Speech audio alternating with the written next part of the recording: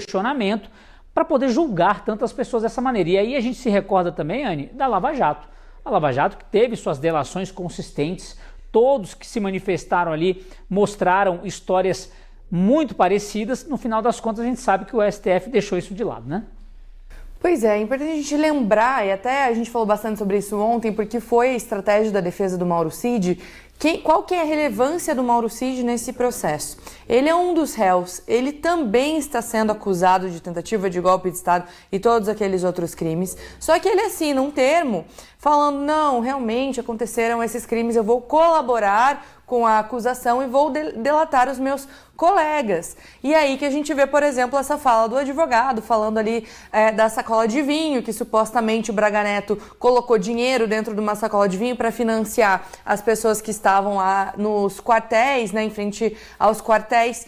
E aí é importante a gente prestar muita atenção no que está acontecendo, porque o Mauro Cid, ele faz um pedido ali para a delação premiada, em que ele vai, de acordo com o pedido dele, isso ainda vai ser definido no final do processo, em que ele pede para ficar até 2 anos de reclusão e ainda trocar esses 2 anos por pena privativa de direito, ou seja, prestar algum serviço na comunidade, ter que ir a algum fórum uma vez por semana, ou seja, uma pena muito melhor do que seria se ele não fosse o delator, uma pena muito melhor, de acordo com o pedido dele, do que os colegas dele vão receber. Então, para ele, é vantagem falar qualquer coisa que minimamente dê algum substrato de prova, que foi o que ele fez, ele teria uma redução de pena. Gente, a gente está falando de penas que podem passar de 40 anos de prisão. A delação dele pode colocar ele, inclusive, fora da cadeia, se for aceito esse pedido de trocar a pena de privativa de liberdade por restrição de direitos. Ou seja, é nítido isso que o advogado do Braga Neto está falando, que ele é um artista, que ele está fazendo isso e a defesa dele está fazendo isso, ficou muito claro na defesa, nas alegações finais da defesa do Mauro Cid, que a tentativa é manter essa delação, é tentar fazer com que essa delação seja útil de alguma forma. E como é a principal prova do STF, o STF está apegado a essa delação para, como disse o advogado, colocar desde maneira antes e ilegal, frisa-se porque se trata de uma prisão ilegal, o Braga Neto na cadeia, como todos os outros réus. Então, sim, é uma farsa, e sim, o Mauro Cid, ele é protagonista disso tudo porque ele quer reduzir a pena dele. É uma delação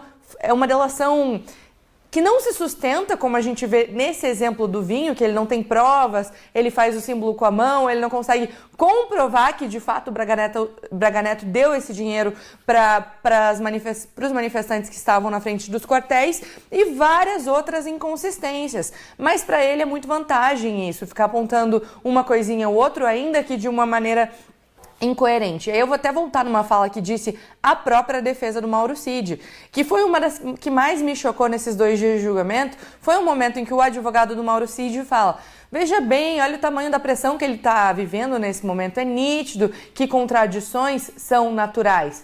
Não são naturais, contradições não são naturais, a verdade é uma só. A verdade do que ele viu, viveu, participou é uma só, não faz o menor sentido ele falar uma coisa num momento, outra coisa num outro momento. Se ele está comprometido com a verdade, que é o que ele assina no termo de delação, ele não deveria ter contradições. E agora a defesa usa inclusive esse argumento de que, veja bem, estava muito nervoso, é claro que teria contradições. Isso não é natural, não faz parte de um processo justo. E aí, só para finalizar, vamos lembrar também na parte da defesa do Mauro Cid, que a gente também falou sobre isso ontem bastante, os elogios, né, que os advogados fizeram para os ministros. Passaram ali minutos elogiando todos os ministros e reforçando a competência, a credibilidade, a seriedade de todos esses ministros. Por quê? E isso se reforça ao longo da fala dos próprios advogados, não sou eu que estou falando, são eles. Porque eles querem fazer com que essa delação continue sendo válida, ainda com inúmeros as comprovações que deveriam fazer com que ela fosse inválida. A questão dele usar uma rede social de terceiro para falar sobre o processo. Isso é ilegal, isso é algo que ele assinou na delação premiada, a proibição de se comunicar com qualquer outra pessoa sobre o que ele estava delatando. E ele fez isso através de um Instagram de terceiro, que aí usa-se ali, a defesa ainda diz que foi comprovado que não era ele. Como que ficou comprovado que não era ele? Isso, inclusive, a defesa do Braga Neto fala também. Se há comprovações de redes de tecnologia da Microsoft que mostra que aonde esse perfil foi criado e de onde as mensagens saíam eram do condomínio dele.